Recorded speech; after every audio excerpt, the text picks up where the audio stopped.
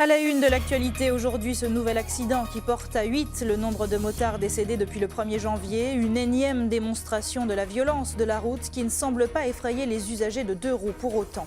12 000 repas à la poubelle ce matin. Les employés de Servichef ont refusé de livrer les menus. Pourtant, ils étaient préparés.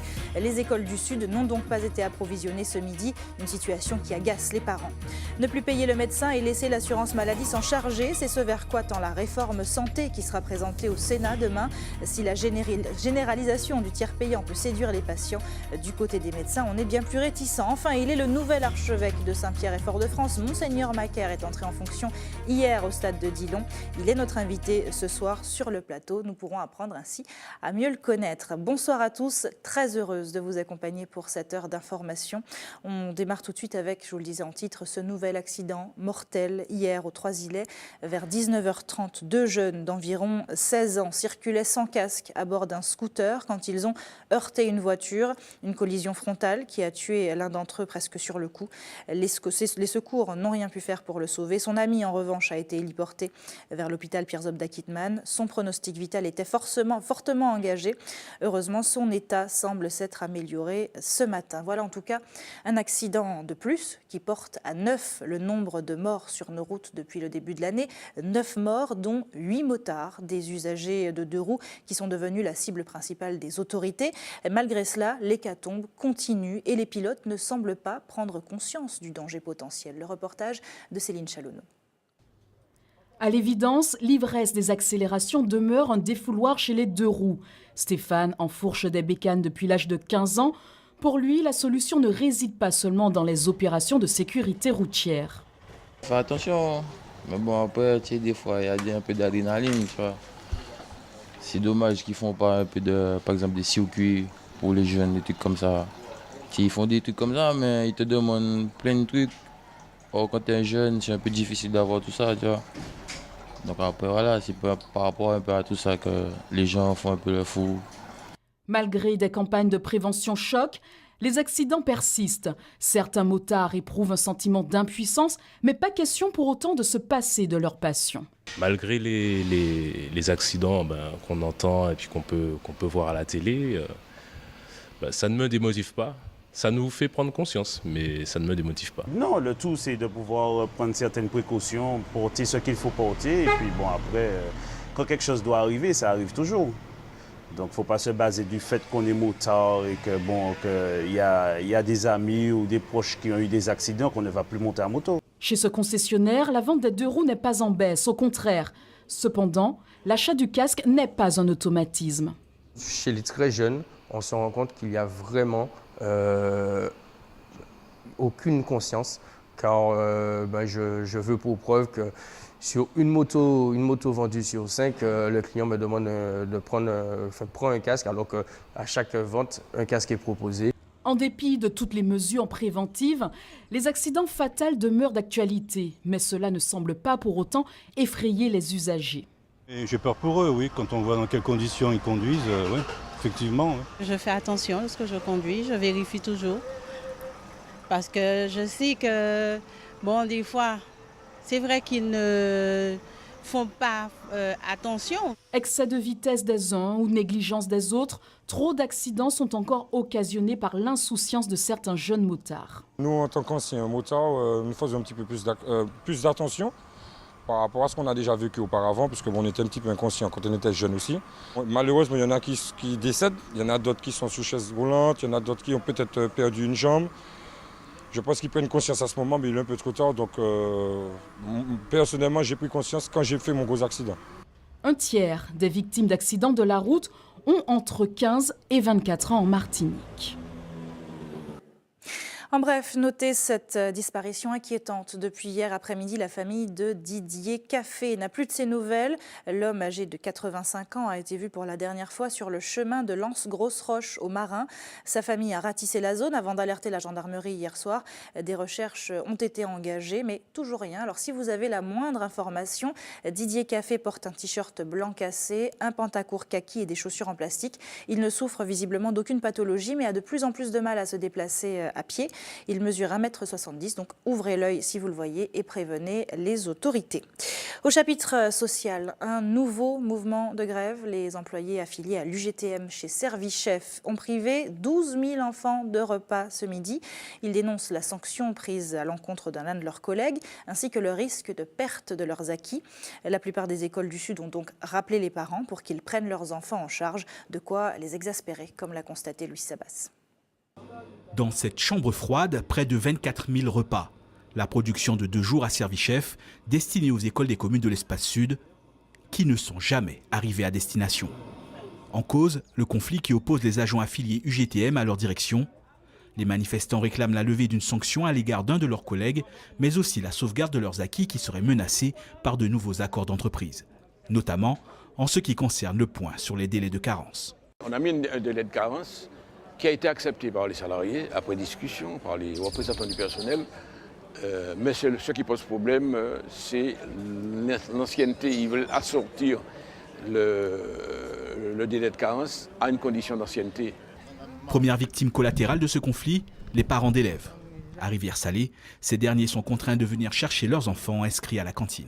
Aujourd'hui, j'avais prévu de faire quelques trucs, mais là, et en plus, je n'ai même pas de voiture. Je suis en formation et j'ai dû faire en sorte de venir pour récupérer ma fille. Chaque fois, on se retrouve victime de choses qui se passent à l'extérieur, qui peut-être nous regardent sur la qualité de ce qu'on sert à nos enfants, mais pas ce qui se passe chez eux. Ça, c'est le problème. Les partis semblent se renvoyer la responsabilité des assiettes vides des écoliers du Sud.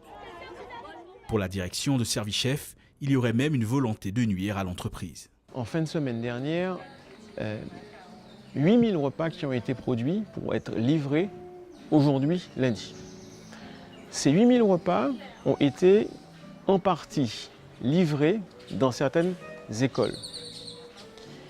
Ils ont poussé la méchanceté et la volonté de nuire, la volonté de déstabiliser, jusqu'à aller retirer les repas qui étaient livrés dans les écoles. Des repas enlevés des écoles, des affirmations démenties par les représentants syndicaux. Les partis se sont retrouvés afin d'entamer des négociations, mais en fin d'après-midi, aucun accord n'était trouvé. La grève à Servichef pourrait bien être prolongée. Parlons maintenant de l'une des mesures phares du projet de loi de santé, la généralisation du tiers payant, initialement réservé aux bénéficiaires de la CMU, la couverture maladie universelle et de l'aide médicale d'État. Il devrait être étendu à tout le monde d'ici 2017, si cette loi passe en tout cas. Ainsi, le coût des soins serait directement pris en charge par l'assurance maladie et plus personne ne donnerait d'argent au terme de l'entretien médical. Un gros point noir pour cette réforme qui ne fait pas du tout l'unanimité dans les cabinets, comme l'a constaté Loïc Régis. Consulter son médecin généraliste sans payer la totalité de la consultation, un avantage pour les patients qui sera bientôt pratiqué grâce à la généralisation du tiers payant. Avant la réforme, seuls les revenus les plus modestes et des cas bien particuliers bénéficiaient de ce système. En 2017, l'assurance maladie et les complémentaires santé paieront directement les honoraires aux médecins. Quand je vais chez le médecin, c'est un avantage pour moi. Je ne paye pas. Ça représente un avantage pour les patients, mais pas pour le médecin. Parce qu'à la sécurité sociale, je pense qu'ils ne seront pas payés en temps et en heure. En Martinique, près de 150 000 personnes bénéficient déjà du tiers payant chez leurs généralistes, soit plus d'un tiers de la population. La réforme n'est pas une bonne nouvelle pour certains médecins qui s'attendent à une surcharge de travail, une tâche administrative supplémentaire qui rallongerait la durée des consultations. Le patient va venir demain, en 2017, il faudra que nous vérifions plusieurs droits. Qui est son médecin traitant, quels sont ses droits par rapport à la source maladie, s'il en a LD, c'est pas LD, sa mutuelle, est-ce qu'il a payé sa mutuelle ou pas. Et puis, bon, il paraît qu'il y aura quand même aussi le fait qu'il faudra vérifier si le patient a donné accès à son compte bancaire pour récupérer les franchises. Voilà. Un système pourtant adopté par d'autres professions depuis plusieurs années maintenant, kiné ou encore pharmacie par exemple. En se dirigeant vers une forme de gratuité des soins, certains professionnels craignent des dérives. Le but, c'est effectivement de donner accès au plus grand nombre de patients à des soins de qualité.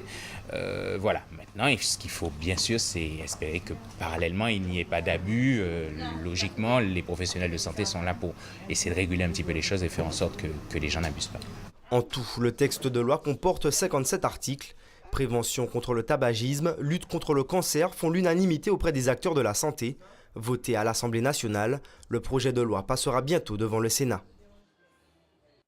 Chose promise, chose due, à 45 ans, il est le chef du diocèse de Martinique. Depuis hier, Monseigneur David Macaire a succédé à Monseigneur Méranville. D'aucuns disent qu'avec cette ordination, l'église de Martinique a pris un grand virage. On en parle tout de suite avec lui. Bonsoir Monseigneur Macaire. Bonsoir Fanny. Merci beaucoup d'être avec nous ce soir. Donc depuis hier, vous êtes le nouvel archevêque de Martinique. Comment vous avez vécu cette première journée dans vos nouveaux habits? Alors, la première journée, enfin, nouveaux habits, ce qui change, c'est la croix. Et puis l'anneau, parce que l'anneau signifie, voilà, c'est l'anneau qui signifie qu'on a l'évêque et il devient l'époux de l'Église. Il épouse son Église, il épouse son peuple d'une certaine façon. Et comment vous le sentez alors? Vous vous sentez bien? Vous vous sentez heureux? C'est comme dans un avion, le seul choix qu'on a, c'est de monter ou de ne pas monter. Mais une fois qu'on est monté, il faut se laisser porter. Hein. On n'a pas le choix. On ne peut pas pédaler pour faire avancer l'avion. Donc c'est la même chose. Voilà, j'ai embarqué, j'ai dit oui, je fonce. Maintenant, reste à voir ce que ça va donner. Non. La journée d'hier m'a donné beaucoup de confiance. Pas que. Mais voir comment on a préparé ça en 4 semaines, avec, je ne dis pas professionnalisme, même si avec tout ce que ça comporte de compétences, mais aussi une sorte de joie, d'émulation. Tout le monde était dedans, sans tension. C'est passé vraiment super. Voilà. Alors, je vous propose, avant d'aller plus loin, de revenir sur ce grand moment, hier après-midi, qui a rassemblé quand même 18 000 personnes au stade Pierre-Alicard de Dijon. Un moment riche en émotions pour les fidèles aussi, qui pendant 3 heures ont pu assister à ce que certains appellent déjà le printemps martiniquais de la religion catholique. Je vous propose de voir ça avec le reportage de Marie Tricot. Acceptez-vous la charge que nous ont confiée les apôtres et que nous allons vous transmettre par l'imposition des mains? Oui, j'accepte cette charge au service du peuple de Dieu et je m'engage à la remplir jusqu'à la mort. Jusqu'à la mort, Monseigneur David Macaire est investi de la charge sacrée d'accompagner la foi de ses paroissiens. Un guide qui revient sur ses terres natales après 20 ans passés dans l'Hexagone. La litanie des saints est chantée en créole, comme pour célébrer le retour d'un fils prodigue. Bon Dieu, libérez-nous. Bon Dieu, libérez-nous. Une mitre aux couleurs d'une vierge noire et rouge, une crosse en bois d'ébène et un sourire perpétuel. Consacré archevêque, l'ancien frère dominicain ne résiste pas à l'envie de quitter l'autel pour aller à la rencontre des fidèles. Une petite entorse au protocole épiscopal à l'image d'un homme de Dieu qui veut moderniser son église. Face à des milliers de fidèles, Monseigneur Macaire sanctifie les offrandes, première grâce en tant que nouvel archevêque, avant de descendre porter la communion et de se séparer de sa crosse quelques instants, le temps d'embrasser ses parents. Réputé grand marcheur, l'archevêque impose un rythme soutenu. L'ecclésiaste entame un véritable tour de stade et ses premiers mots aux paroissiens les exhortent à cheminer avec lui. Le premier, je ne serai pas le seul. Vous aussi, toi aussi, peuple de Dieu en Martinique, es-tu prêt à partir en mission? Alors dans ce cas-là, vini prend calotua. Une bénédiction pour le parterre de politique, un message adressé à la jeunesse et à toutes les communautés. Aux malades, aux boiteux, et pas simplement physiquement, mais aussi les boiteux de la vie. L'archevêque fait souffler le vent du changement. Hier, son ordination a apposé l'empreinte d'un discours rajeuni, résolument moderne. Associé au ministère du Christ ressuscité. Alors, c'est la première fois que vous voyez ces images. Oui. Quelle émotion ça vous procure? Internet ne fonctionnait pas hier quand ce matin. Donc, du coup, je n'ai pas vu les images et tant mieux, j'avais plein de choses à faire. La joie revient comme quand on revoit des images d'un album de famille, sauf que c'était hier, donc c'est encore très présent et tant mieux parce que toute l'émotion est encore là, très, très contenue, toute la joie aussi, toute l'impulsion, voilà. Alors, on l'a vu, tout le monde parle de renouveau de l'Église que vous incarnez. Est-ce que le mot renouveau, ça vous convient? Parler de printemps aussi, on n'a pas eu de printemps. J'ai vécu 21 ans en France et le printemps, maintenant je sais ce que c'est. C'est le moment où soudain, les plantes qui étaient déjà là, qui sont déjà vivaces, qui sont très fortes, qui ont résisté fortement, oui, à des hivers, eh bien, on verse un peu d'eau, un peu de soleil et paf, elle repousse tout de suite. Bon. Donc, c'est un renouveau, c'est un printemps, mais c'est la vie qui est comme ça. Hein, c'est le changement, c'est normal. Et si ça veut dire qu'il y a une critique du passé, non, c'est pas un printemps. Mais ça veut dire qu'on va de l'avant, oui, il y a un printemps, oui, il y a un renouveau. Voilà. On a longtemps eu des prêtres qui parlaient dans la vie avec la même tonalité que dans leurs prêches, des prêtres presque sacralisés qui ne semblaient pas finalement vivre la même vie que tout le monde. Et là, on a eu le père Lucenay qui parle de carnaval, qui est sur Facebook, et vous arrivez avec la même fraîcheur, le même air de 21e siècle. Quand on vous écoute, on a l'impression que le catholicisme serait presque plus permissif. On lui a longtemps reproché de ne pas vivre avec son temps. Est-ce que le prêtre d'aujourd'hui est différent ? Est-ce que l'Église d'aujourd'hui est différente ? Alors, d'abord, on a eu Vatican II. Avant Vatican II, ça existait. C'est les prêtres qui ont fondé l'université au Moyen-Âge. C'est les prêtres qui ont fondé ceux qui sont aujourd'hui les clubs sportifs. Il y avait les patronages avant. C'est les prêtres. Enfin, ils ont toujours été dedans. Si on regarde bien l'histoire, évidemment, on a toujours un modèle, parfois, de prêtre gnangnan. Moi, j'en ai jamais vu. Vous savez, le prêtre, j'ai jamais vu ça, moi. Non, on est comme les autres. Sauf que là, ce qu'on appelle la tradition, c'est pas quelque chose qui est sclérosé, qui est empoussiéré. La tradition, c'est quelque chose qui se transmet comme un relais dans le stade.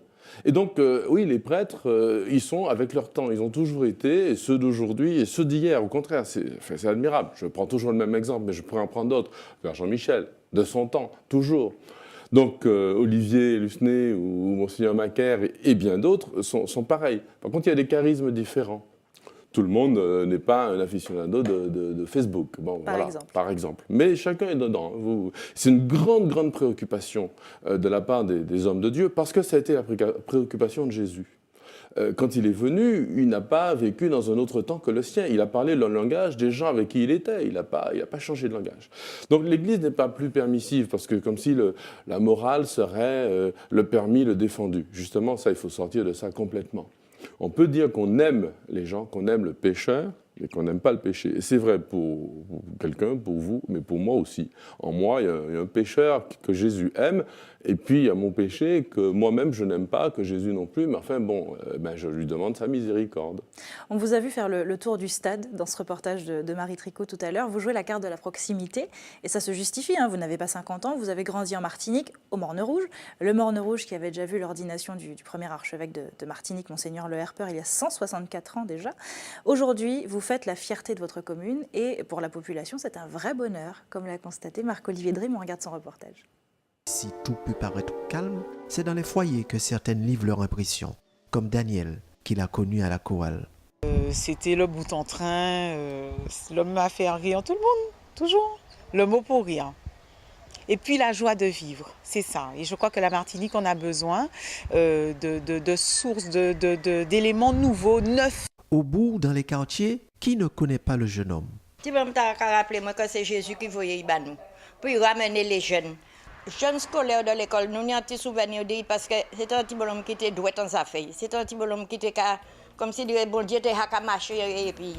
Et s'il y a une qui le connaît, c'est bien Gilberte Niodé, et ce, dès sa plus tendre enfance. Voilà David. Voilà c'est Alboy, voilà c'est Jean-Marie. Ça c'était la classe de CM2. Les garçons étaient habillés comme ça, tandis que les filles avaient l'uniforme. Les garçons n'étaient pas en blanc, les filles.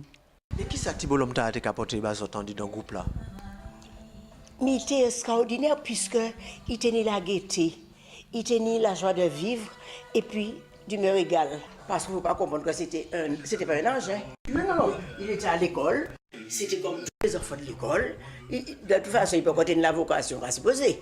Alors, il était contre tout petit maman. Il m'était emmené en pile. Qu'est-ce qui s'est passé? Je venais tout juste de faire ma prière. Je rentre ici à la cuisine et le téléphone sonne. C'est Madame Dulis qui me dit « Gilberte, est-ce que tu as entendu la radio ?» Je lui dis « Non, je finis de ma prière où je viens d'arriver. » Gabi et David est nommé archevêque. Alors moi sauté, c'est à tes côtés me battre, moi ça pété mieux là parce qu'elle m'a sauté, m'a crié « Ouais! Gloire à toi Jésus, Jésus m'a content, Jésus m'a content, Jésus m'a content. » Tellement bien qu'entre eux, une vraie complicité est née. Vous êtes resté à la chorale pendant combien d'années? 46 ans. 46 ans, ouais. Il paraît qu'il était qu'à faire toute voix. Il était qu'à faire toute voix. Les m'ont pris, m'ont dit, David, je n'ai pas de basse. M'a dit, je fais basse. Et puis toute simplicité, toute... étant donné que c'est la personne qui m'a dit ça, qui est disponible. Alors, on m'a dit, bon, David, aujourd'hui, c'est pas basse. Hein. Je n'ai pas de ténor. Madame Nidé, je fais ténor. Et il change de place, puisque les basses étaient par là, les ténors étaient de l'autre côté. Le leitmotiv est sans appel pour le nouvel archevêque. Transmettre cette joie de vivre et cette simplicité dans un monde où chacun veut coûte que coûte avoir son mot à dire. Ça vous a fait sourire ce reportage? Un rire même. Même rire, oui, c'est vrai. C'est tout à fait elle aussi. En tout cas, ça réveille beaucoup de souvenirs. Est-ce que quand vous étiez plus jeune, vous rêviez de devenir un jour archevêque? Vous vous imaginiez à cette place-là? Non. Non, vraiment pas. Mais il y a encore peut-être un mois ou deux non plus. Hein, j'étais parti bien loin, une vocation de missionnaire. Non, j'ai pris conscience de ma vocation à 21 ans. Mais avant ça, à 21 ans, je me suis dit, en fait, je savais quand même, il y avait quelque chose, mais j'ai pris conscience, un peu comme quand on baisse la tête et puis on lève, et puis on voit le chemin, en fait. C'était comme ça. Vous incitiez pendant votre ordination hier les jeunes Martiniquais à embrasser la vie ecclésiastique. La fin de l'année scolaire approche, toutes les écoles font leurs portes ouvertes, donc c'est peut-être le moment ou jamais de nous expliquer pourquoi un jeune devrait se lancer dans votre voie. Une fois, on m'a posé la question, pourquoi as-tu choisi? Et en fait, est-ce qu'on choisit vraiment? Je me suis posé la question. On dit oui, c'est une grande liberté. La liberté de dire oui à un don qui vous est fait. C'est beaucoup plus grand comme liberté que la liberté d'aller soi-même acheter son cadeau ou son propre cadeau. Le jour de son anniversaire, on se fait un cadeau. Bon, pourquoi pas. Mais quand on reçoit un cadeau et qu'on l'accepte, ça veut dire qu'il y a un lien. Alors la vocation, c'est ça. C'est recevoir un don, recevoir quelqu'un qui vous dit « Est-ce que tu viens ?» Comme une jeune fille qui me dit « Est-ce que tu veux bien danser ?» Dieu nous invite. Il nous invite. Est-ce que tu veux me suivre? Alors qu'est-ce qu'on fait? Dire oui, ça veut dire beaucoup de choses. Dire non, ça implique aussi quelque chose. Donc on n'est plus neutre à ce moment-là. Donc ce qui me fait peur, c'est des jeunes qui sont appelés. Ce n'est pas d'appeler tous les jeunes. Tout le monde n'est pas appelé à devenir prêtre. Et Dieu merci, il faut fonder des familles, voilà, des familles heureuses. De nos jours, c'est un signe immense, les familles. Mais ce qui me fait peur, ce n'est pas tellement pour qu'il y ait plus de prêtres pour l'Église, parce qu'on a besoin, etc. Ce n'est pas ça. C'est si quelqu'un est appelé, il en a besoin de répondre à la question. Voilà. On va revenir rapidement avant de terminer sur votre ordination. C'était un vrai spectacle, millimétré, réfléchi. Rien n'a été laissé au hasard, sauf peut-être vos promenades dans le stade. Vous avez par exemple salué une vierge un peu particulière, une vierge noire habillée de rouge, qu'on va voir dans les images, voilà, qu'on voit à l'instant. Qu'est-ce qu'elle représente, cette vierge? Alors, plein de choses. Une surprise. Quand j'étais à la Sainte-Baume, il y a quelques années, une amie m'a offert cette vierge qu'elle avait réalisée elle-même. C'est une artiste, c'est même une grande artiste qui fait beaucoup d'icônes en particulier. Et elle m'a offert ce cadeau. Et c'est l'époque où on priait beaucoup, je n'étais pas le seul, pour le futur archevêque de Fort-de-France. Et quand j'ai reçu cette icône, j'ai tout de suite reçu dans le cœur qu'il fallait que je l'offre. Quand je lui ai dit tout de suite, tu me l'offres à moi, mais elle ne sera pas pour moi. J'attends la nomination du prochain évêque et je lui offrirai. Finalement. Voilà. Et finalement, vous avez compris la suite. Merci beaucoup, Monseigneur Macaire, d'avoir été avec nous ce soir. Qu'est-ce qu'on peut vous souhaiter dans vos nouvelles fonctions? Eh bien, d'être à l'écoute. Là, surtout tout de suite, là, je fonce un peu, je suis un fonceur, mais voilà, l'Esprit Saint me dit, depuis que j'ai été nommé, d'être très à l'écoute. Et de fait, je n'ai pas regretté pour cette ordination, parce que je n'ai rien fait, moi. Ça a été préparé par toute une équipe, tout un comité, des équipes de 600 personnes par-ci, etc., qui se sont données à fond. Et d'être à l'écoute et de savoir regarder ce que l'Esprit donne à l'Église. Et pas qu'à l'Église, aux gens autour, au peuple de Martinique. Je pense aux personnes âgées en particulier. L'Esprit parle à travers eux. Et il faut vraiment être à leur écoute, être proche d'eux. Et ça, je compte bien l'être, voilà. Merci beaucoup, merci à Monseigneur Macaire, d'avoir été avec nous. Restez avec nous sur ATV. Dans un instant, on ira voir comment Leïla Chico prépare ses 20 ans de zouk, un anniversaire qu'elle fête vendredi au Grand Carbet du Parc Aimé Césaire. Et puis on ira ensuite au Carbet, tout court. Wilbert Bornil nous présentera le livre d'Éric Séguin-Kadish, Lys et Cassialata. Mais avant, petit détour par Paris, où le CREFOM poursuit poursuit son lobbying auprès des institutions françaises. Après la mairie de Paris, c'est avec la région Île-de-France qu'il a signé une convention ce matin. Lancée par Patrick Caram en janvier 2014, ce conseil représentatif des Français d'outre-mer collabore avec les collectivités hexagonales pour défendre les droits des ultramarins, encourager l'accompagnement à la mobilité, et il intervient aussi sur des questions de santé et des problématiques qui intéressent sur le continent. Ce matin, la convention a fait l'unanimité au Conseil régional d'Île-de-France, bien au-delà de tout clivage politique. Écoutez ces quelques réactions recueillies par Thomas Delorme et Éric Dupuis. C'est un engagement à ce que la région, dans toutes ses politiques, intègre les ultramarins et leur fasse des propositions pour lutter contre les discriminations dont ils sont victimes. Et donc, au fond, cette convention, c'est un engagement réciproque des ultramarins et de la région pour, au fond, mieux vivre en Île-de-France quand on est ultramarin. Et comme on sait que les ultramarins apportent beaucoup à l'Île-de-France, à tout point de vue, que ce soit au plan culturel, au plan social, au plan économique.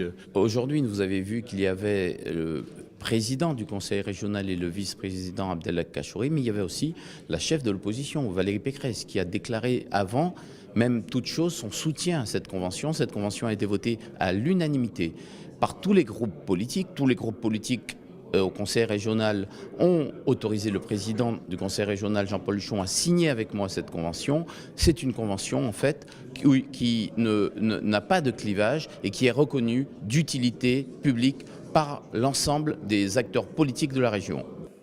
Retour en Martinique où il est bien difficile pour les entreprises d'exporter leur savoir-faire. Si la Chambre de commerce et la région ont bien des services qui accompagnent les sociétés dans leur démarche d'export, la tâche reste compliquée et coûte surtout très cher. C'est le thème de votre émission Pays Moins Jeudi ce soir avec Sabrina Doré.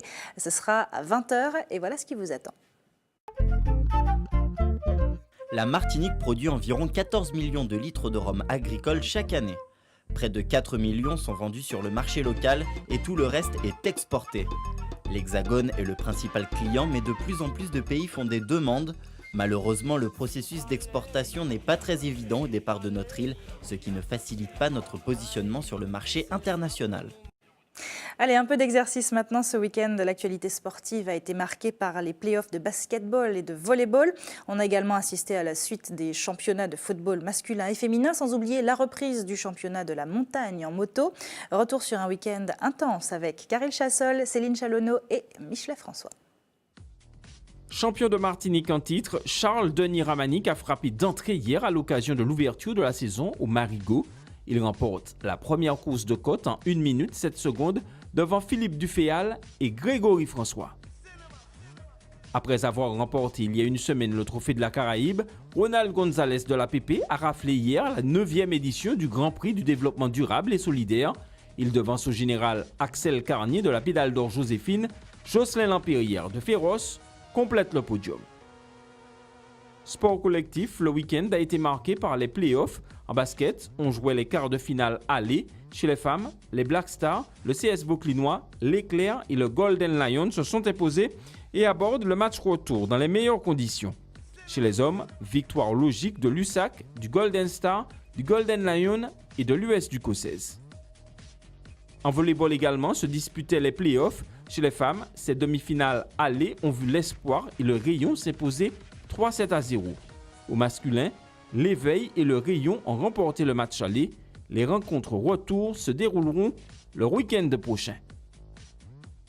En football féminin, la 16e journée du championnat a été marquée par la victoire du RC Saint-Joseph 3-1 face au RC Rivière-Pilote. Dans les autres rencontres, victoire sur le même score de l'US Lorinoise aux dépens de toute saison. Enfin, l'émulation a disposé hier après-midi du club colonial 9-0. Au classement, les Joséphines, solide leader avec 10 points d'avance sur l'émulation nouveau dauphin du RC Saint-Joseph. Le RC Rivière-Pilote, lui, complète le podium. Chez les hommes, le match phare de la 20e journée de DH a vu l'Aiglon et le Golden Lion partager les points. Dans le même temps, toujours en tête, le club franciscain, le club colonial et le RC Rivière-Pilote ont empoché les 4 points. A noter également les victoires de l'Essor et de l'émulation. Au classement, les Joséphins n'ont plus que 9 points d'avance sur les franciscains. Les clubistes s'accrochent à la 3e place Et la lutte fait rage entre l'Aiglon, le Racing et les Étoiles d'Or pour la 4e place qualificative en vue du trophée Mutuelle Margaillard la saison prochaine. Une tournée antillaise pour marquer 20 ans de musique. Après la Guadeloupe vendredi dernier, Leila Chico sera en Martinique ce vendredi. 2 grands moments de Zouk Love qu'elle prépare depuis plusieurs mois et qui devraient ravir ses fans. Des spectateurs qui connaissent ses chansons par cœur et qui seront certainement au Grand Carabet pour les entonner avec elle vendredi. En attendant, elle répète d'arrache-pied, comme a pu le voir Linda Kayarsi.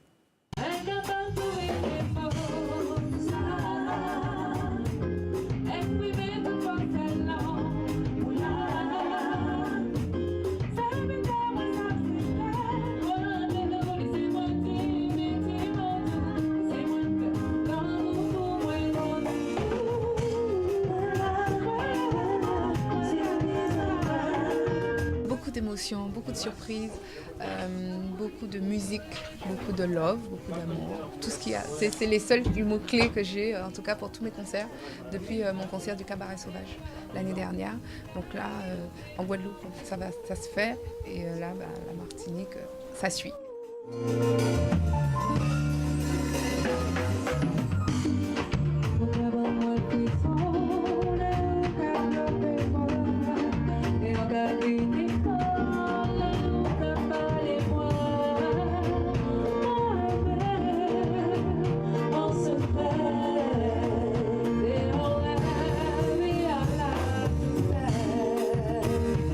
Le dernier album solo d'Evenement Love qui est sorti, donc c'était important quand même de les mettre, de les entrer un peu dans le répertoire.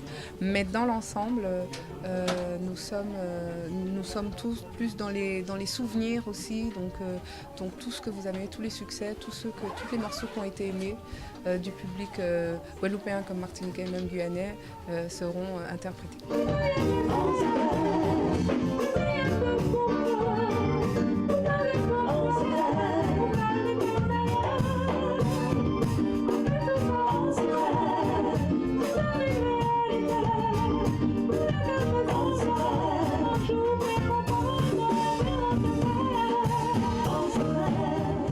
Et elle aimera la Martinique non plus en secret, mais au grand jour, vendredi, au Grand Carabet du Parc Aimé-Césaire, à 20h a priori. C'est l'heure de notre coup d'œil quotidien sur vos quartiers. Tout de suite, le JT des communes.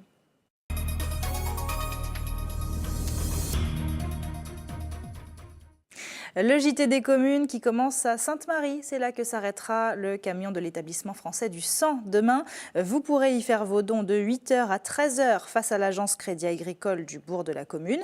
Et puis si vous êtes vers le centre, vous pourrez toujours vous rendre à la Maison du Don à la Ménard de 9h à 16h.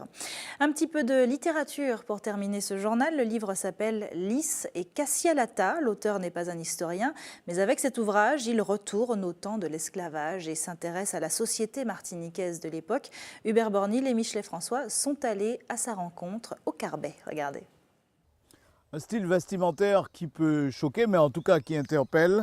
Il s'appelle Éric Seguin-Kadish. Il sort un ouvrage intitulé Lys et Cassialata, un livre qui nous resitue dans la période du XVIe, XVIIe siècle, en Martinique, une histoire entre deux êtres, dominants, dominés. C'est toute cette relation qui nous fait ressortir à travers cet ouvrage.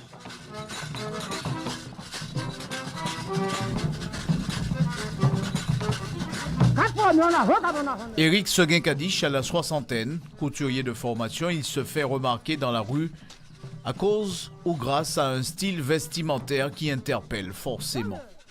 Artiste ou troubadour. À côté de cela, c'est aussi un ancien commandeur en haute taille. Voilà pour le profil. Sinon, pour revenir au livre, c'est une projection 5 siècles en arrière, la douloureuse époque esclavagiste. Comme les ailes de l'aurore soupiraient après de lointaines lueurs du soleil de la liberté, en ce temps où son espoir s'évaporait comme du tafia et que son moral en guenilles empointait des sables mouvants comme la désespérance précédant la honte, l'histoire ou une fiction met en scène deux personnages, un maître et une belle jeune esclave, d'où le juste titre, Lys et Cassialata. Lys et Cassialata, puis ça souffre d'un même et répétitif rêve dicté par le dieu soleil, du moins le croyait-il, à Wakan, roi de Madidina, chef Caraïbe.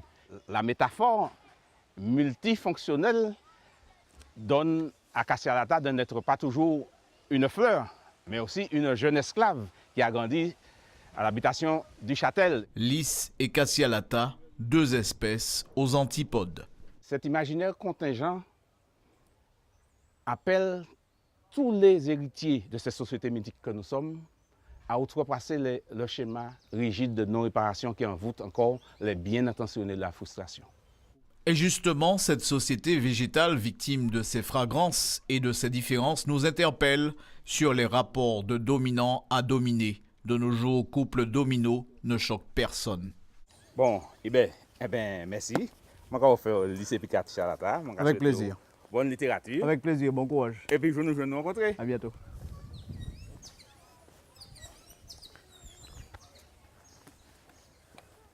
Voilà, si vous cherchez Hubert, il est en pleine lecture. C'est la fin de votre édition locale et communale.